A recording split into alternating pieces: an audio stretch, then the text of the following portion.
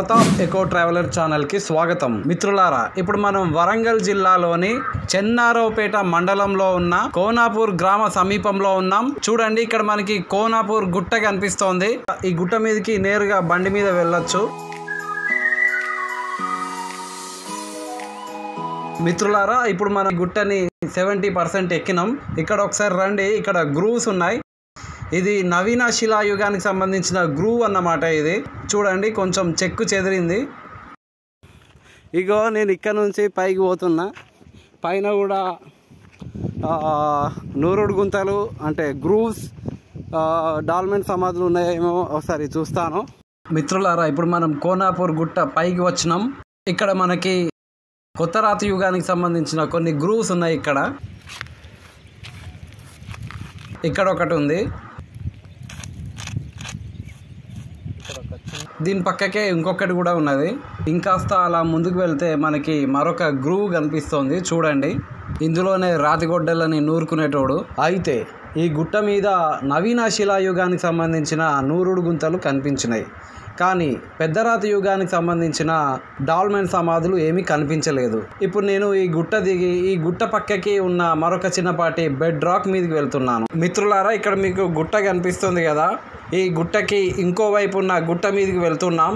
ఇక్కడ మీకు కోనాపూర్ గుట్ట కనిపిస్తుంది కదా, ఈ కోనాపూర్ గుట్ట ముందట ఇంకొక చిన్న గుట్ట ఉంది. నాటి నవీన శిలాయుగానికి సంబంధించిన నూరుడు గుంతలు ఇక్కడ ఉన్నాయి. చూడండి,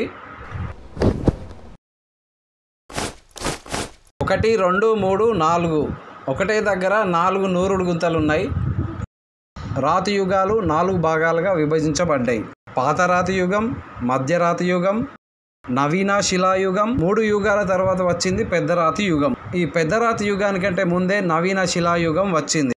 ఈ నవీన శిలాయుగంలో ఆది మానవుడు తమ రాతి గొడ్డలని పదునుగా చేసుకోవడానికి ఈ నూరుడు గుంతలను ఉపయోగించేటోడు. ఆ రాతి గొడ్డలని పదే రాకడం వల్ల ఈ నూరుడు గుంతలు ఏర్పడ వీటినే నూరుడు గుంతలు అని అంటారు. ఇంగ్లీష్లో వీటిని గ్రూవ్స్ అని అంటారు. ఇక్కడ మనకి మోదుగ పూలు కనిపిస్తున్నాయి. ఈ ఏరియా చూడండి, చాలా అందంగా ఉంది, చాలా సుందరంగా ఉంది. ఇది పొల్యూషన్ లేని ఏరియా అన్నమాట. అయితే ఇక్కడ పొల్యూషన్ లేదని మనం ఎలా తెలుసుకోవాలంటే, ఇక్కడ చూడండి, ఇక్కడ ఎల్లో కలర్లో లైకెన్స్ ఉన్నాయి. ఇది ఒక ఆల్గేకి సంబంధించింది అన్నమాట.